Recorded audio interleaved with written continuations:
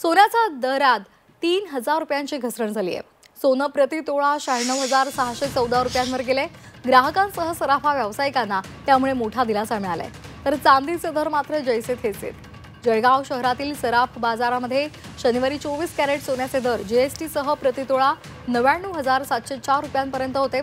सोमवारी त्यामध्ये 3090 रुपयांची घट झाली आणि ते 96,614 रुपयांपर्यंत आलेला आहे।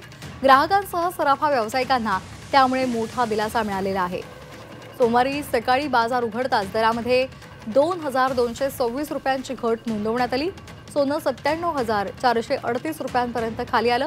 त्यामध्ये सायंकाळी पुन्हा एकदा 824 रुपयांची घट झाल्यामुळे सोनं 96,614 रुपयांवर पोहोचलेलं आहे। तर चांदीच्या दरात मात्र कुठलेही बदल झालेले नाहीत।